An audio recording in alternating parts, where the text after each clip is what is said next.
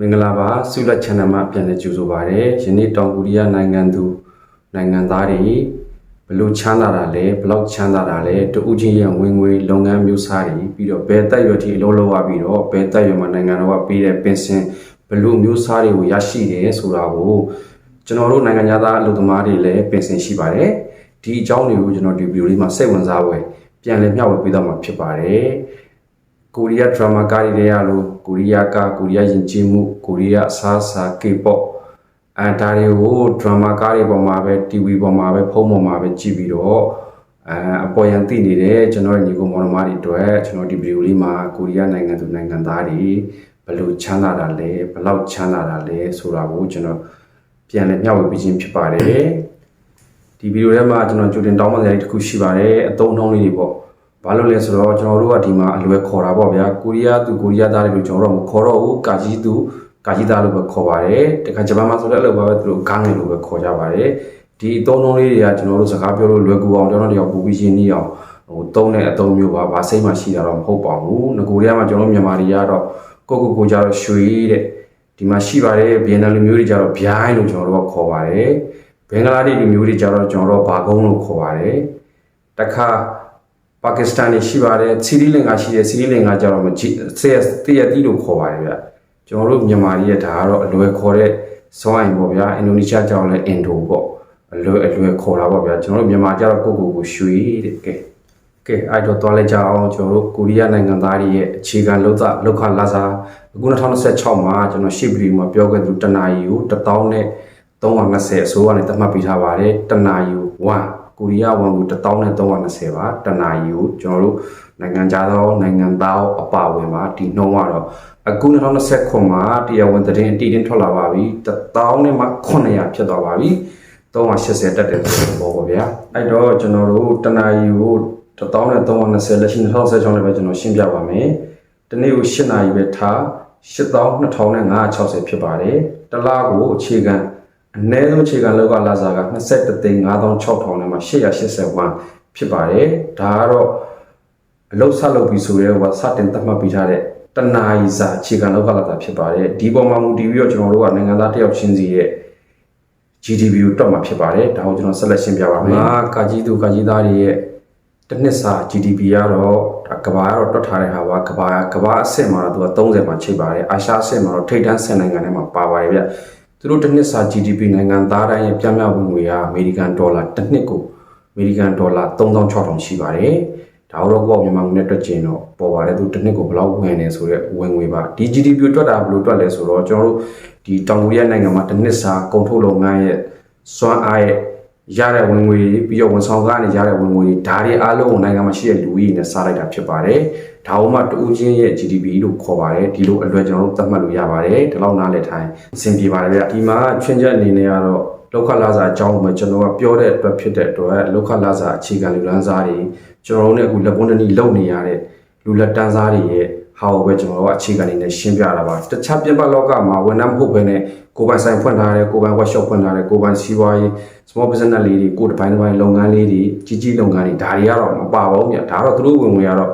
မှန်ခတ်ပါတယ်ဈေးရောက်တာလည်းသူတို့ဝင်ငွေရလည်းမှန်ခတ်ပါတယ်ရောင်းကောင်းတဲ့ဆိုင်ကြီးရောင်းကောင်းတာရှိပါတယ်ဒါတွေကတော့တက္ကနာပါဗ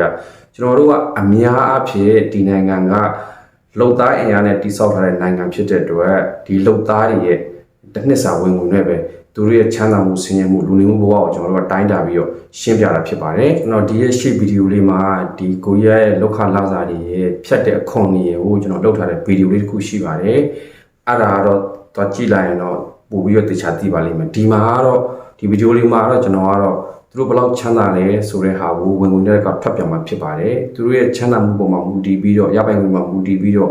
့သူတို့ရဲ့ပိုင်ဆိုင်မှုတွေအိမ်ယာပိုင်ဆိုင်မှုတွေကားပိုင်ဆိုင်မှုတွေဘယ်လောက်ထိပြန်ကုန်တယ်ဆိုတဲ့ဟာတွေဘယ်တက်ရွယ်ထိအလုပ်လုပ်ရမယ်ဆိုတဲ့ဟာတွေကိုဒီဗီဒီယိုမှာလောက်တာဖြစ်ပါတယ်ခုနကကျွန်တော်ရှေ့မှာပြောခဲ့တဲ့တရားဝင်တဲ့ဟာတွေဖြတ်တဲ့ဟာတွေရှေ့ဗီဒီယိုမှာကျွန်တော်လုပ်ထားပြီးသားရှိပါတယ်ဗျတောင်ကိုရီးယားနိုင်ငံကတော့စက်မှုကုန်ထုတ်နိုင်ငံဖြစ်တဲ့အတွက်ဒါအားလုံးနဲ့တည်ပြီးသားပါဒီမှာဥဆောင်နေတဲ့ကုမ္ပဏီတွေကတော့ Samsung,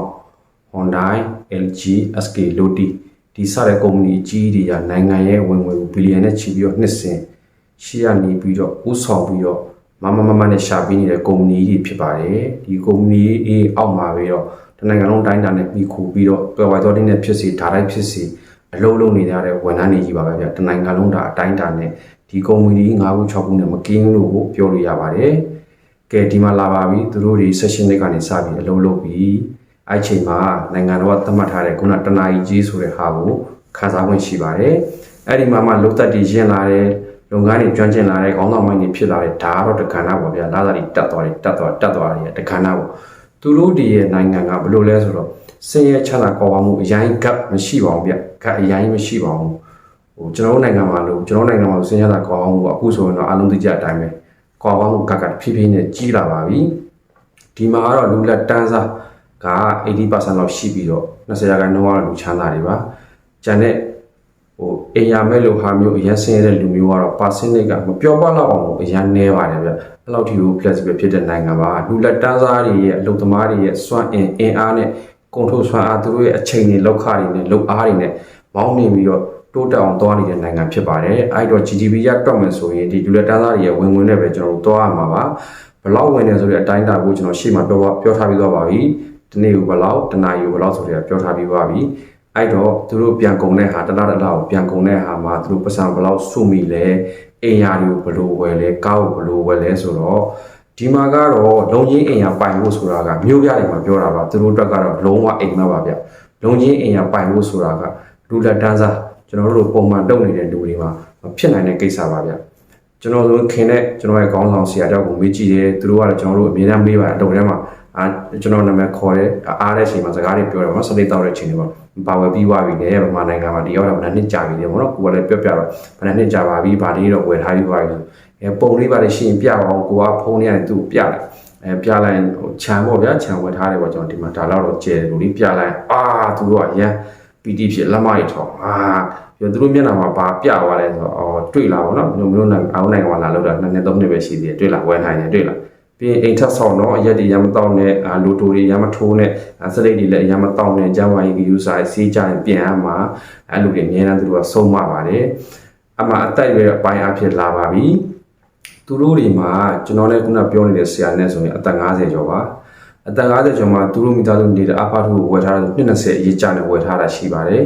်နောက်ထပ်လူတွေမှာထုံနီး၎င်းပါပဲဗျအာဖာထုဆိုတာဒီမှာတိုက်ခန်းတွေကိုပြောတာပါကျွန်တော်ဒီမှာပုံနဲ့တော့ပြထားပါတယ်ဒီတိုက်ခန်းတွေမှာပဲအများစုနေရတာပါဗျလုံချင်းအိမ်ညာပိုင်ဖို့ဆိုတော့ရွာတွေမှာတော့သူတို့ရှင်းရှိပါလိမ့်မယ်ဆောက်လို့စိုက်ပျိုးရေးလုပ်နေတဲ့ရွာတွေဝင်းပြေးလုပ်နေတဲ့ရွာတွေမှာတော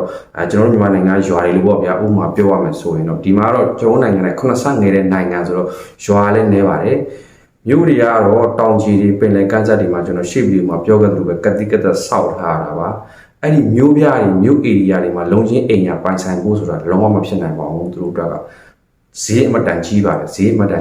ခုနပြောတိုက်ခန်းနေတော့မှသူတို့မှာ15နှစ်အရေးကြ10နှစ်အရေးကြ20အရေးကြတိုက်ခန်းရဲ့ဈေးပေါ်အလွှာပေါ်မူတည်ပြီးတော့မှအစင်တန်းပေါ်မူတည်ပြီးတော့မှအဲ့လိုအရေးကြရင်နှစ်ရှိတာများအရေးကြရင်ဝယ်ရတာပါထုံးပြီးတော့စီးနေတဲ့ကားအိမ်တိုင်းမှာကားရှိပါတယ်တစ်စီးနှစ်စီးပုံမှန်ရှိပါတယ်ဗျမရှိဘူးဆိုတော့အိမ်မရှိတော့ပါပဲစိုက်ကယ်ရှိပါတယ်ကားရှိပါတယ်ဒါတွေကလည်းစိုက်ကယ်ကတော့အသာထားပေါ့နော်ကားဘာညာတော့အရှိကြနဲ့သူတို့ဝယ်ရတာပါသူတို့ကအလုပ်တစ်ခုရပြီဆိုရင်နောက်က installment နဲ့ကိုကလည်းပုံမှန်အလုပ်တစ်ခုလုပ်နေဈေးကိုစိုးရသတ်မှတ်ပြီးသားမပုံနဲ့မင်းလုပ်ဆက်ရှိရလုပ်ကြောင်းဝိုင်ကောင်ယူဆိုင်လုပ်ငန်းခွင်အနေနဲ့ဖြစ်အောင်လုပ်မင်းတို့တစ်နှစ်ဘယ်လောက်တိုးပေးနေတယ်ဘယ်လိုသွားနေတယ်ဆိုတာဒါအစိုးရကိစ္စအစိုးရသတ်မှတ်ပေးတဲ့ဈေးအဲ့တိုင်းလုပ်ပြီးသွားရင်ကိုယ့်ရဲ့တလားတာဝင်ကိုကိုယ့်ကိုတွက်ပြီးတော့ဒီလဘယ်လောက်သုံးမယ်ဒါသူတို့ရှိမှဆိုလင်ရောမရောနှစ်ယောက်လုံးအလုံးလုံးနေတဲ့သူတွေပဲများပါတယ်ဗျမိမလို့သူကအိမ်မှာထိုင်နေတယ်ဆိုတာမရှိတော့ပါပဲသူတို့ကလေးမွေးကစားအချိန်လောက်ပဲနားတာပါကလေး3နှစ်လောက်ဆိုရင်သူတို့ကပို့သွားပြီကလေးတင်းကြောင်3နှစ်လောက်ရဆရှိပါတယ်3နှစ်4နှစ်လောက်ရဆရှိပါတယ်ကလေးတင်းကြောင်မိုးလင်းပို့ခဲ့ပြီးမိမတနေရလုံသွားယောက်ျားနဲ့တနေရအလုံသွားကိုအလုပ်ကိုစီနဲ့လုံနေကြတာပါဗျအဲ့တော့လင်မယားနှုတ်ဝင်ငွေတက်ပြီးတော့ဒီလကားဖို့ကဘယ်လောက်အတိုက်ခန်းကဘယ်လောက်ဒီလိုသူတို့မှပြန်ပြီးတော့ပေးဆောင်သွားတဲ့အရေးကြတွေရှိပါတယ်အဲ့ဒါတွေရဲ့နောက်ကူမှာပုံမှန်နဲ့အလုပ်လုပ်တယ်လာစားနေတယ်ကောင်းလာပြီဆိုရင်သူတို့ရဲ့အိမ်မက်ကဘာလဲဆိုတော့ကျွန်တော်ခင်တဲ့လူကြီးရှင်းပြသူတို့ရဲ့အိမ်မက်ကဘာလဲဆိုဒီနှစ်တော့အိမ်လာကဘလောက်သွင်းလိုက်ပြီအိမ်အတွက်အရေးကြတာပေါ့နော်ပြီးကားတော့ဘလောက်သွင်းလိုက်ပြီအဲ့တော့ငါတို့ခီးသွားမယ်ကလေးရှိတယ်ကလေးကြားရတယ်သူတို့ကသူများနိုင်ငံကိုသွားလဲတာပါဗျအဲ့တော့သူတို့ကဘာချက်ကိုတွက်ပြီးတော့အင်တာနက်ကနေပြီးတော့မှ line ပေါ်နေစုံစမ်းပြီးတော့ဥပမာပေါ့သုံးနဲ့နေတဲ့ဗီယက်နမ်သွားလဲလို့လည်းရန်ကောင်းပါတယ်ရာသီဥတုကလည်းသုံးနဲ့နည်းနည်းလေးဆင်ပါတယ်ဗီယက်နမ်နိုင်ငံကတော်တော်လေးကိုတာရတဲ့နိုင်ငံပါအခုဆိုဗီယက်နမ်နိုင်ငံကလည်းကျွန်တော်ဗီဒီယိုတစ်ခုလောက်ထားပါတယ် ခီးသွားဝန်ဆောင်မှုကရတဲ့ပတ်စံအများကြီးဖြစ်နေပါပြီဗီယက်နမ်နိုင်ငံစိမ့်လန်းစုပြီးနေပါပြီအဲ့လိုပဲသူတို့အများဖြစ်သွားလဲကြတာများပါတယ်ဗီယက်နမ်သွားလဲရှိတယ်တရုတ်ကိုသွားလဲကြတယ်မလေးရှားပေါ့ဗျာအဲ့လိုမျိုးတွေသွားလဲကြတာပါသူတို့အဲ့သွားလဲမှုတော့သူတို့တလားဘလောက်ဖယ်ပြီးတော့တွတ်ထားတာပါတွတ်ပြီးတော့ဒီမှာ summer holiday ကိုခေါ်တဲ့8လပိုင်း August ဒါကုမ္ပဏီတော်များနေရာဒီဟိုချိန်မြင်လာတဲ့အတွက်သူတို့ပိတ်ကြတာပါရက်ရှည်ပိတ်တာပါနော်တစ်ပတ်တန်ဒီနှစ်ပတ်တန်10ရက်တန်အဲ့ဒီလိုပိတ်ရက်တွေမှာသူတို့ရာသီဥတုအေးတဲ့နိုင်ငံလေးတွေကိုနည်းနည်းရာသီဥတုပျော့တဲ့နိုင်ငံလေးတွေရွေးပြီးတော့မိသားစု trip ခီးသွားနေကြတာပါဗျဒီမှာကျွန်တော်နိုင်ငံရဲ့လူလက်တန်းသားတွေဘဝနဲ့မတူတဲ့ချက်ကတော့သူတို့ကတော့အလုပ်တစ်ခုလုပ်နေကြောလုံနေဗျကြောလုံနေဆိုတာကလုပ်ငန်းခွင်မှာဖြစ်သွားတဲ့ accident ဆိုအကုန်လုံးလောကနေတောင်းဝင်ယူထားရတယ်ပြီးတော့ရော်ကြီးဟိုလုပ်ငန်းခွင်မှာတစ်ခုထိခိုက်တယ်ဆေးရုံတက်ကြတယ်ဆိုသူတို့မှကြားမှာအာမခံနေဆိုတာကသူတို့ရဲ့လာစဉ်ကြီးကလည်းပဖြတ်နေတာပေါ့ဗျာပင်စင်ကြီးအပါဝင်ကျွန်တော်နောက်ထပ်ပြောပါမယ်ဒီဗီဒီယိုမှာမိနစ်နဲ့ငယ်ကြာမှာထပ်ပြောပါမယ်ဒီလိုမျိုးဖြတ်နေတဲ့ဟာတွေကသူတို့မှတစ်ခုဖြစ်ခဲ့ရင်ပြန်ပြီးတော့အကျိုးရောက်မှုရှိပါတယ်ဗျအဲ့တော့သူတို့ကအလုပ်လုပ်ရတာသူတို့တော့ကနောက်ကျောလုံပါတယ်နိုင်ငံလည်းလုံခြုံမှုရှိတယ်အချိန်မတော်လားအချိန်တော်လားပြဿနာမရှိဘူးကြိုက်လို့သွားလို့ရတယ်ကြိုက်တဲ့လုပ်ကိုလုပ်လို့ရပါတယ်လုပ်ရင်တော့ခုနအစိုးရရဲ့သတ်မှတ်ထားတဲ့နှုံတိုင်းမျိုးဈေးလည်းညှိကြမလို့ပူကြလည်းမလုပ်ဒီနှုံနဲ့ပတ်သက်ပြီးတော့နောက်တစ်ခုထပ်တိုးဖို့သာကိုယ့်ရဲ့စူးစမ်းမှုနဲ့တတိနဲ့ကြားထဲမှာနားလည်မှုယူပြီးတော့လုပ်ရတဲ့ကိစ္စတွေပါစလုပ်ချင်းအောင်ဘာမှပူကြမလို့လုပ်တစ်ခုသာလုပ်နေရင်နောက်ကအာမခံနဲ့အစိုးရဘက်ကသူ့အောင်တာဝန်ယူရမယ်အပိုင်းယူထားပြီးသားရှိတဲ့နိုင်ငံပါအဲ့တော့သူတို့ကအလုပ်လုပ်ရတယ်ကြောလုံပါတယ်ဗျကဲအဲ့ဒီတော့ဘာမှတော့ထူးထူးဆန်းဆန်းမဟုတ်ပါဘူးဗျအဖိုးသူရအနေနဲ့ပဲကျွန်တော်ပြန်လည်မျှဝေတာပါထူးဆန်းဆန်းမဟုတ်ဘူးဆိုတာကသူလက်ဆက်ရှင်းနေကြောဒီကဒါလုပ်ငန်းခွင်အများအပြည့်ကျွန်တော်လူတန်းစားလို့ပြောပြီးသားပါလုပ်ငန်းခွင်ဝင်ကြပြီသမီးစားရပြီအိမ်အောင်ကြပြီလင်ရောမရောအလုံးလုံးခုနနေထိုင်ဖို့အတွက်ဒီလိုပဲနှစ်ယောက်စူးစမ်းပြီးတော့ဝယ်ကြပါတော့ဒီလူတွေတွားကြတာပါအဲ့တော့ဘာမှတော့ထူးဆိုင်ဟုတ်လို့မနေပါဘူးသူတို့လည်းအလုံးနဲ့လက်နဲ့မပြတ်အောင်လုပ်နေရတဲ့လူတွေပါလုံးဝကိုလို့ပြတ်လို့မရတဲ့နိုင်ငံပါဘာလို့လဲဆိုတော့သူတို့မှပေးဆောင်အောင်မဲ့ဘေးတွေအခွန်တွေအရန်စီကြီးပါတယ်ဒါတွေကြောင့်သူတို့ကအလုံးနဲ့လက်နဲ့ပြက်လုံနေရတဲ့နိုင်ငံပါဗျာခုနအလက်ချင်းဆိုတာလည်းကျွန်တော်ကတစ်နှစ်မှတစ်ချိန်ဒီလောက်လေးပဲရတာပါဒီချိန်မှာသူတို့အမောဖြည့်ရတာပါဗျာကဲအဲ့တော့သူတို့ဘယ်အသက်အရွယ်ထိအလုံးလုံးကြလဲကျွန်တော်တို့လက်တွေ့ကျွန်တော်တို့နဲ့အခုလုပ်ငန်းခွင်ထဲမှာတင်မောချင်းလုပ်ငန်းခွင်မှာဒါပင်ပန်းတဲ့လုပ်ငန်းခွင်မှာနော်ဒါကိုရီးယားနိုင်ငံမှာဆိုကျွန်တော်တင်မောချင်းလုပ်ငန်းကဆော့လိုရီထဲမှာဆိုတော်တော်လေးပင်ပန်းတဲ့လုပ်ငန်းလို့ပြောလို့ရပါတယ်ဗျာကျွန်တော်တို့ထက်ပင်ပန်းတဲ့လုပ်ငန်းတော့ခုနရထားလမ်းဖောက်တာတွေမြေရောက်လိုက်ကောင်တူတာတွေပဲရှိတော့မယ်လို့ကျွန်တော်ယူဆပါတယ်ဆော့လိုရတဲ့ထမီတောင်ပဲပင်ပန်းပါတယ်ဗျကျွန်တော်တို့လုပ်ငန်းကပင်ပန်းနေဆိုတာကတင်မောကြီးတွေဗျအရေးတဲ့ကိုတော်နဲ့ထည့်မရတဲ့ကိစ္စတွေအပြင်မှာဒီတိုင်းကျွန်တော်တို့မှမိုးရွာတဲ့တန်ရှိတယ်နေပူတဲ့တန်ရှိပါတယ်ဒီလိုပင်ပန်းလောက်ရတာပါအဲ့တော့ကျွန်တော်တို့နဲ့တူလက်တွဲပြီးလုပ်နေတဲ့အထဲမှာဆိုရင်ကျွန်တော်တို့ဘယ်တော့ကြောင်တွေ့ဘူးလဲဆိုတာ60ဆိုတာသူတို့တော့က AC 65 80တိအောင်လုပ်နေတဲ့ဘိုးတော်တွေအများကြီးရှိပါတယ်ခေါင်းဆောင်ပိုင်းတွေဆိုလဲ60ထက်ဒီ55နဲ့60ကြားတွေအဲ့လောက်မှသူတို့တွေပုတ်နဲ့ကြမ်းမနဲ့လုံနေတာပါအဲ့တော့ဘာလို့လုံနေတယ်လဲသူတို့တွေဘာလို့ဒါသူတို့ရဲ့အကျင့်တစ်ခုလိုဖြစ်နေတာပါသူတို့ရဲ့လုံနိုင်တဲ့ကြမ်းမာနေသည်ဟိုလုံအောင်မယ်ဆိုတဲ့စိတ်သူတို့မှာရှိပါတယ်ဗျဒီ65ဆိုတဲ့လူကလည်းဒါကျွန်တော်တို့ဆိုတာ40ဝန်းကျင်နေတဲ့ level လုံနေတာပါခါကျရင်သူတို့တော်မှကိုရီးယားမိအောင်နဲ့လိုက်ရပါတယ်ဖြတ်ဖြစ်နေရပါတော့ဒါတွေလည်းသူတို့ရဲ့ကျမ်းမာရေးနဲ့လည်းဆိုင်ပါတယ်စားတောက်တဲ့လူနေမှုပုံစံနေ့စဉ်ဘဝဖြစ်တတ်မှုပုံစံယာတိဥရုပေါ့နော်ကြော်နဲ့ကွဲပြားတဲ့ဇယိုက်တွေပေါ့အဲ့ဒါတွေကြောင့်သူတို့က60တွေ65တွေခေါင်းနဲ့တိတ်မရှိဘူးလို့ဆရာရှိတာလုပ်နေတာပဲဒါပေမဲ့အစိုးရကဘလို့ပင်စင်ပေးလဲဆိုတော့ကုမ္ပဏီများစုရဲ့တရားဝင်ပင်စင်သတ်မှတ်ထားတာတော့အသက်60ပါ60ရဲ့နောက်ပိုင်းကိုတော့ပင်စင်စပြီးတော့ခံစား권ရှိတယ်လို့သတ်မှတ်ထားတာပါဒါပေမဲ့အများအပြားလက်ဝယ်ရရှိတာတော့63နဲ့65ကြားပါ65ဆိုတော့ပိုပြီးသိကြတယ်လို့ကျွန်တော်တို့ပြောလို့ရပါတယ်အဲ့တော့ဒီ65ကျော်ဘာလို့လုံးနေလဲပင်စင်ရရတာနဲ့ဆိုတဲ့အကြောင်းပြချက်ကတော့3ခုရှိပါတယ်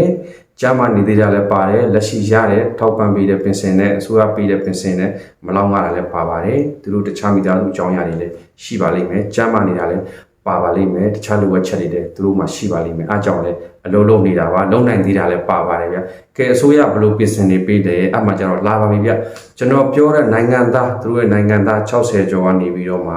ပင်စင်ရပြီဆိုတာကသူတို့နိုင်ငံသားပါကျောင်းနိုင်ငံသားတွေမှာလည်းပင်စင်ရှိပါတယ်ကဲကျွန်တော်ဆက်သွားအောင်အဲ့တော့သူတို့ကိုအစိုးရကအခြေခံအဖြစ်အသက်60ကျော်ကိုပေးတဲ့ပင်စင်ကတော့ National Pension လို့ခေါ်ပါတယ်ကိုရီးယားလိုကတော့ကိုမင်းယုံခွန်ဒါတွေကတော့သူတို့ဒီလိုပေးနိုင်မှုအတွက်ကိုသူတို့လုပ်ငန်းဝင်တဲ့စဝင်တွေကနေပြီးတော့မှတလားကိုပါနဲ့စုပေးထားတဲ့ဟာတွေပါဒါတွေကအသက်ပြည့်တဲ့အချိန်မှာပြန်ပြီးတော့အကျိုးခံစား권ရတာပါဒီ65ပဲဥပမာထားပါတော့အဲ့ရနေပြီးတော့မှတည်တဲ့အထိရတဲ့ပင်စင်ပါဗျ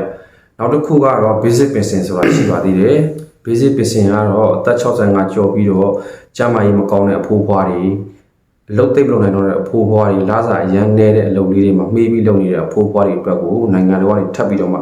basic pension ဆိုတာကိုထောက်ပံ့ကြီးပေးတာဖြစ်ပါတယ်အဲ့လိုပေးဖို့အတွက်ကိုလည်းသေချာစစ်ပါတယ်ဗျတကယ်မကြမ်းပါလားအလုပ်လုပ်နေတဲ့နေရာတကယ်လစာနေတာလားဒီလောက်လေးပဲလုပ်နိုင်တော့တာလားဆိုတဲ့ဟာပေါ်မှာကိုချင်းစာစိမ့်နဲ့သေချာစစ်ဆေးပြီးတော့မှပေးတဲ့ pension တစ်မျိုးဖြစ်ပါတယ်အဲ့တော့သူတို့မှာအကြမ်းများဖြစ်ပထမ pension ကတော့ကျင်းတည်ခံစားရမယ်အလုပ်လုပ်လာတဲ့တက်တန်းတစ်လျှောက်ဒုတိယထပ်လောင်း pension ကတော့ခုနကျွန်တော်ပြောတဲ့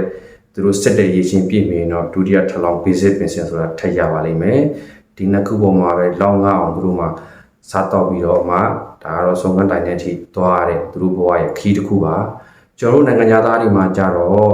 ့ကျွန်တော်တို့မှာထွက်ကြီးကုန်းလို့ခေါ်ပါတယ်ကိုရီးယားလို့ထွက်ကြီးကုန်းလို့ခေါ်ပါတယ်ဗျကိုရီးယားဘာသာစကားနဲ့ဆိုရင်ဒါကတော့ကျွန်တော်တို့အကြမ်းများအဖြစ်ဗမာလူပြန်လှုပ်သက်ပင်စင်ပေါ့ဗျာနောက်တစ်ခုထပ်ပြီးတော့ပြန်ရမယ်ဆိုတော့လှုပ်ထွက်ကြီးလို့လည်းပြောလို့ရပါတယ်ဗျအဲ့ဒီထွက်ကြီးကုန်းဆိုတဲ့လှုပ်သက်ပင်စင်လို့ပဲနားလည်ထားရပါပြီအဲ့ဒါဘလို့ချိန်နေဘလို့ချိန်ခါဒီမှာကျွန်တော်တို့နိုင်ငံသားလှုပ်သမားတွေမှာရတတ်တယ်လေဆိုတော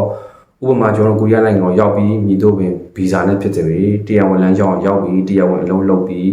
းစာချုပ်ချုပ်လိုက်ပြီးဆိုတာနဲ့အဲ့စာချုပ်ရဲ့တက်တန်းဥပမာ E9 ဆိုရင်3နှစ်ချုပ်ရတယ် EBS နဲ့လာတဲ့ E9 ညီကိုတွေ3နှစ်ချုပ်ရတယ်3နှစ်ပြီးသွားနောက်ထပ်လောင်း1နှစ်နဲ့10လရှိပါတယ်မချုပ်ချင်လို့အပြီးပြန်ပြီးထပ်မချုပ်ချင်တော့ဘူးအပြီးပြန်ပြီးနောက်ထပ်လုပ်ငန်းတစ်ခုထပ်ပြောင်းမယ်ဆိုရင်တော့ပထမလုပ်ခဲ့တဲ့3နှစ်လောက်ခဲ့တဲ့တော့သူတို့တစ်နှစ်လောက်တိုင်းကိုလောက်သက်ပင်ဆိုတလစာအကျိုးခံစားဝင်ပြီးတတ်မှတ်ပေးထားပါတယ်တလစာနီးပါပေးပါတယ်ဗျအဲ့တော့ဥပမာကပြောခဲ့သလိုပဲ3နှစ်လောက်ခဲ့တဲ့ညီကိုတယောက်ကလုတ်တောင်းစီဖြစ်စေမှပြီးအပြီးပြန်စီဖြစ်စေ3နှစ်ထုတ်လို့ရပါတယ်3နှစ်စာကိုပြောပြီးတော့တောင်းလို့ရပါတယ်အဲ့အတွက်သူတို့ကလည်းသိပါတယ်ပေးရမယ်ဆိုတာကိုဒါနိုင်ငံတော်ကဥပဒေအရကိုတတ်မှတ်ပေးထားတာပါတနာလို့ပေးတဲ့ပတ်စံမဟုတ်ပါဘူးဥပဒေအရမဖြစ်မနေတစ်နှစ်လောက်တဲ့လောက်သားတယောက်ကအလုပ်ထွက်စီဖြစ်စေကုမ္ပဏီကဒေဝါရီခံစီဖြစ်စေမိတို့ပင်ဖြစ်စေလမ်းခွဲပြီးစာချုပ်ရလမ်းခွဲပြီးဆိုရင်ဥပဒေနဲ့အညီလမ်းခွဲကြပြီးဆိုရင်တလားသာပေးကူပေးရမှာပါတစ်နှစ်ဆိုရင်အဲ့လိုရှိပါတယ်ဗျနောက်တစ်စာချုပ်ပေါ်လည်းမူတည်ပါတယ်တစ်နှစ်နဲ့ပြီးရင်တစ်နှစ်စာနှစ်နှစ်နဲ့အိမ်ပြန်မယ်ဆိုနှစ်နှစ်ပေါ့ဗျအလုပ်ပြောင်းမယ်ဆိုတော့ဒါကတော့တယုံနဲ့တယုံမတူပါဘူးကျွန်တော်တို့ဒီစမ်းဆောင်ဝင်းထဲမှာဆိုလည်းဒေဝါရီခံသွားတဲ့ယုံတွေရှိပါတယ်အဲ့လိုအခြေအနေမှာလည်းအဲ့လိုပဲစာချုပ်ကတော့2နှစ်ချုပ်ထားတယ်ဟုတ်ပြီတစ်နှစ်နဲ့ဒီဆိုင်မှာဒီဝါရီခံသွားတယ်အဲ့တော့ကျွန်တော်တို့ကဘာလုပ်ရမလဲအဲ့တော့နောက်ထပ်အလုပ်တစ်ခုထပ်ရှာရတယ်သူတို့ကဒီဝါရီခံသွားတဲ့ကုမ္ပဏီကလည်းရှာပေးပါတယ်သူတို့တန်ငယ်ချင်းတစ်ပင်ကန်ဖိုက်တွေမှာရှာပေးပါတယ်ငါမှတော့လူဘယ်နှယောက်ရှိတယ်ဟဲ့နိုင်ငံသားမြန်မာဘယ်နှယောက်ရှိတယ်ဗညာတယောက်ရှိတယ်ဒီလိုပဲခေါ်သွားကြတာပဲသူကမတီးတီးလုံငန်းဝင်နေလိုတဲ့နေရာတွေအများကြီးကိုအဲ့လိုခေါ်သွားတဲ့အချိန်မှာတလားမလားတော့စောင်းပါပါတယ်ပထမဒီဝါရီခံသွားတဲ့ယုံကရော်ကြီးပတ်စံကိုရဖို့အတွက်ကိုခုနထွက်ကြီးကွန်လို့ပြောတဲ့ပင်စင်ရဲ့ဟိုတစ်နှစ်နဲ့ခံသွားတော့တလားစာပြီးတော့ရပ်ပေါင်ကြီးတွေပြီးတော့အဲ့နှစ်နာကြီးတွေရပါတယ်ဗျအဲ့ဒါတွေတော့လာတော့စောင်းရပါတယ်သူတို့ပေးရရှိရအကုန်ပြန်ပေးပါတယ်မပေးရင်လည်းတိုင်လို့ရပါတယ်ဝန်ဆောင်မှုတွေလည်းရှိပါတယ်အဲ့လိုလုံးစရာတော့တိတ်လိုပေါင်းနဲပါတယ်ဗျပုံမှန်ပေးကြပါတယ်အဲ့တော့ဒီထွက်ကြီးကွန်အကြောင်းကတော့ခုနတစ်နှစ်နဲ့တလားစာဆိုတော့ကျွန်တော်တို့က3နှစ်လုပ်ပြီးအိမ်ပြန်မယ်ဆိုတော့3လစာပေါ့ဗျအကြမ်းပြမြောက်ကြည့်မယ်ဆိုတော့ခုန21သိန်း5000ကျွန်တော်အခြေခံမှာတွက်ပြသလို22သိန်းပဲထားပါတော့ကျွန်တော်တို့3နှစ်နဲ့အပြီးပြန်မယ်ဆိုရင်ဒီတော့တစ်ခုမှပဲလောက်ပါတယ်3နှစ်နဲ့အပြီးတန်းခွဲမယ်ဆိုရင်တော့ကျွန်တော်3လစာရမှာဖြစ်ပါတယ်3လစာဆိုတော့ကိုရီးယားမှာငွေ360ကျော်ပါမြန်မာငွေနဲ့ကတော့ကိုယ့်ကိုမြောက်ကျင်တော့သဘောပေါက်ပါတယ်ဒါတော့ကျွန်တော်ကတော့ဖွင့်ထားတာပါကျွန်တော်ပြောတဲ့လူတွေအများကြီးရှိပါတယ်နားလေတဲ့နောက်ကမိသားစုတွေလည်းရှိပါတယ်တချို့ကျွန်တော်ပေါ်တာတွေကတော့ပြောပါတယ်အဲ့ဒါတော့မပြောပါနဲ့ဒါဘုံကြီးကွာဘုံကြီးဆိုတော့ဘုံတာပေါ့ဗျဘုံတာမသိအောင်ဘုံတာပေါ့ဒီဒါကတော့ကိုသားစဉ်လွှဲနေရတယ်မဆိုင်ဘူးဗျပြန်ကနေမှဒီနိုင်ငံထည့်ပြီးတဲ့ပတ်စံဆိုတော့ဘုံကြီးပေါ့မသိအောင်တခုခုသူတို့သုံးမယ်ပေါ့ဗျာတခုခုလုံးမယ်ဟုတ်ဒါကျွန်တော်တို့ပြောလိုက်ပြီကဲအဲ့တော့ဒီဗီဒီယိုလေးမှာကျွန်တော်တို့ကာကြီးသူကာကြီးသားတွေဗီဒီယိုစကားတွေကတော့အိုပါတော့ဗျာအိုပါအမတို့သူတို့ရဲ့ဘဝကိုဟိုနားလဲလောက်ပါပြီဘုသူတာရောက်လောက်ပါပြီလို့ကျွန်တော်ယုံကြည်ပါတယ်အဲ့တော့လေအာရှမှာတော့ဝင်ငွေကောင်းဆုံးနိုင်ငံထဲမှာပါပါတယ်ဒါပေမဲ့ဝင်ငွေကောင်းသလိုအလောက်ကလည်းကောင်းလုပ်ပါပါတယ်ချွေးလည်းကောင်းထွက်ပါတယ်ကောင်းလည်းပင်ပန်းတဲ့နိုင်ငံမှာလောက်ခလာတာမြင့်တယ်လို့ပြန်လဲပေးဆောင်ရတဲ့ဟာတွေလည်းမြင့်ပါတယ်အဲ့ဒီတွေကမှခက်လေးတွေကိုသူတို့ကချိန်ကိုက်ပြီးတော့လူနေမှုစင်တန်းကိုမြင့်မားနဲ့နေနေတဲ့နိုင်ငံဖြစ်ပါတယ်ရသလောက်လည်းပြန်ကုန်တဲ့နိုင်ငံဖြစ်ပါတယ်ဗျာအဲ့အကြောင်းလေးကတော့ဘုသူတရရမယ်လို့ကျွန်တော်ဒီဗီဒီယိုလေးမှာမျှော်လင့်ပါတယ်အဲ့တော့ဥပါတို့အကြောင်းကိုဗီဒီယိုတွေကအတိုင်းနဲ့အပြင်ကလက်တွေ့အတိုင်းနဲ့ကျွန်တော်ရှင်းပြပြီးတော့ပြောတာပါနောက်တစ်ခုကတော့ကျွန်တော်တို့နိုင်ငံသားတွေအနေနဲ့ရွှေ့ပြောင်းလူသားတွေအနေနဲ့က ဒါကတော့ကျွန်တော်ကိုချင်းစာသိနေပြောချင်တာပါနိုင်ငံရေးအကြောင်းလဲပြောတာမဟုတ်ပါဘူးဗျကျွန်တော်တို့နေသုံးနိုင်ငံတောင်ကိုရီးယားနဲ့ကျွန်တော်တို့မရှင်ပါဘူးအစားပေါင်းအများကြီးခွာပါတယ်လောက်ခလာတာကိုပြောတာပါကျန်တဲ့မရှိဘူးဆိုတော့လောက်ခလာတာကိုပြောတာပါကျွန်တော်နိုင်ငံအရာရာနေပါတယ်လို့ပြောတာမဟုတ်ပါဘူးကျွန်တော်နိုင်ငံမှာသူတို့တာတဲ့ချက်တွေအများကြီးရှိပါတယ်ကျွန်တော်နောက်ဗီဒီယိုလေးမှာပြောဖို့ရှိပါတယ်ပြည်နယ်နဲ့တိုင်းတိုင်းချင်းစီကိုကျွန်တော်ရှင်းပြပြီးတော့ရေပေါ်မြေရောက်ရေပေါ်ရေရောက်ဒါတွေကတော့နည်းနည်းတော့လေးပါတော့ပြောလို့ရပါတယ်အများကြီးတာတဲ့ချက်တွေရှိပါတယ်ဒီဗီဒီယိုရဲ့ရည်ရွယ်ချက်ကတော့ကျွန်တော်တို့ရွှေပြောင်းလုပ်သားတွေရဲ့ဒူလက်တန်းသားတွေရဲ့လောက်ခလာစားရဲ့ကတ်ဘောင်တွေအကြောင်းတနိုင်ငံနှိုင်းရှင်တာဖြစ်တဲ့အတွက်အနည်းဆုံးကျွန်တော်ဥပမာပေးရမယ်ဆိုရင်ကျွန်တော်တို့ဘေးရနိုင်ငံထိုင်းနိုင်ငံအခုဆိုရင်အကြမ်းမြင့်လောက်ခလာတာအရာကိုသူတို့ကတရက်နဲ့သွားတဲ့နိုင်ငံမှာ400ကျော်ရတယ်လို့ကျွန်တော်တို့ကြားသိရပါတယ်400ပြမြောက်ကြည့်လိုက်130နဲ့ဒီမှာကျွန်တော်မြောက်ပြထားတယ်မာဝင်နဲ့9000ကျော်6000နီးပါး6000မှတ်ထားပါတော့တရက်ကိုဘာလို့ပဲလို့ဗျာအလုံချမ်းလုပ်တဲ့ထိုင်းနိုင်ငံမှာသွားပြီးတော့အလုံချမ်းအလုံချော့ဘာလို့ပဲလို့ထဲကျုပ်ပဲဆင်းဘယ်လိုပဲလို့တရက်ကိုဒါ6000ဒါစမတော့မှလည်းသူတို့ဘယ်လောက်ကြံမလဲ9000ကြံမလားထားပါမအောင်လေတစ်လောက်15သိန်းဗျာတစ်လောက်15သိန်းတော့ကြံလို့ကျွန်တော်ယူဆတယ်လက်ရှိကြကျွန်တော်တို့အဲ့ဘေးရအိမ်လေးဗျာထိုင်းနိုင်ငံလေးမှာတရားကူပါရောက်ပြီးတင်းနဲ့ကူပါလေးရောက်ဘလို့တော့ရောက်တဲ့နိုင်ငံလေးအဲ့တော့ကျွန်တော်တို့နိုင်ငံအနေနဲ့အခုဘလို့သတ်မှတ်ထားလဲ6800လားဒါနိုင်ငံတော်သတ်မှတ်ထားတဲ့6800လားနောက်တစ်ခုကအခုလက်ရှိကျွန်တော်တို့ကြီးရွာတွေမှာပြုံးလို့ဖို့ကောက်ဆိုင်ဖို့အတွက်နေသားသမားတွေခေါ်ရတယ်ဆိုရင်တော့တရက်2000ပေးရပါတယ်အဲ့တော့တတ်မှတ်ထားတဲ့6800ကဘယ်နာကန်ဒါသူကိစ္စတတ်မှတ်ထားတာသူကိစ္စဘလုံးမစားမရတဲ့ကိစ္စ6800ဆိုတဲ့ကိစ္စအဲ့တော့တနေ့2000တနေ့2000ပေးရတဲ့ဒါအကြမ်းဖျင်းလုပ်ငန်းကိုခုနပေးရလုံးမလားအနေဆုံးပေါ့ဗျာကာယကိုရင်းပြီးတော့လုပ်တဲ့လုပ်ငန်းတွေမှာအခြေခံနဲ့ကျွန်တော်သတ်မှတ်ခြင်းတရက်ကို2000ကဲထိုင်းနိုင်ငံမှာလည်းဒီလောက်ပဲလောက်ရတရက်ကို6000ဒါဘာကွာတာလဲကျွန်တော်ဒါဘာကွာတာလဲဆိုတော့တောင်ကိုရီးယားနဲ့ရှင်ဘိုးကတော့ခဏလေးထားပါဦးကျွန်တော်ပြောချင်တာကထိုင်းနိုင်ငံနဲ့ပဲလက်ရှိကျွန်တော်တို့ဘေးနားအိမ်နဲ့ပဲရှင်းရအောင်ဘာဖြစ်လို့ကျွန်တော်တို့နှစ်ပြောတဲ့စိန်ညာပြောတာပါကိုယ်နိုင်ငံရဲ့လုံသားအင်အားတွေကျွန်တော်တို့ပါပဲဒီကပတ်စံကြောင့်ပဲထွက်တာပါဗျ။ကျန်တဲ့ဟိုအတွေ့အကြုံတွေမျက်စိကြီးနားကြီးဆိုတာဒီခေတ်ထဲမှာကိုယ်နိုင်ငံမှာနေတဲ့ internet ခကြီးပါအများကြီးတင်ယူနေတာလို့ရပါတယ်ဘယ်နိုင်ငံမှာဘာဖြစ်နေတယ်ဆိုတဲ့ဟာတွေကဘသူတွေဘာပြောကျွန်တော်တို့ပတ်စံကြောင့်ပဲလောက်ခလာတာကွာဟမှုရဲ့ကတ်ကြောင့်ပဲကျွန်တော်တို့တွားရတာပါဗျ။မိတို့ပင်ဆိုစီကမှုအဲ့တော့ကတ်ကြီးနေတဲ့နိုင်ငံနဲ့ကျွန်တော်အရဟတဲ့နိုင်ငံနဲ့မနိုင်ရှင်ဘူးဘေးနာကကျွန်တော်တို့နဲ့နည်းနည်းလေးပဲဟာနည်းနည်းလေးပဲသူတို့ကလည်းဗမာတွေဘလောက်ပင်ခိုင်းလို့ရတော့တီးပြီးသားဗမာနိုင်ငံမှာမင်းတို့တွေဘလောက်တော့ရင်ဘလောက်ရတော့သူတို့ကလည်းတီးပြီးသားဒီနေ့ခေတ်ကြီးမှာအဲ့တော့အဲ့လောက်လေးကိုဟပြီးတော့သူတို့ကပေးထားတာဗျာကျွန်တော်နိုင်ငံမပေးနိုင်ဘူးလားဘယ်တော့မှပေးနိုင်မှာကျွန်တော်ပြောတာအများကြီးကိုထိုင်းနိုင်ငံလောက်လေးများကျွန်တော်တို့နိုင်ငံကအခြေခံလုပ်သားတွေလူလက်တန်းစားတွေတနေ့ကို9000ဝယ်6000လောက်ရခဲ့မယ်ဆိုရင်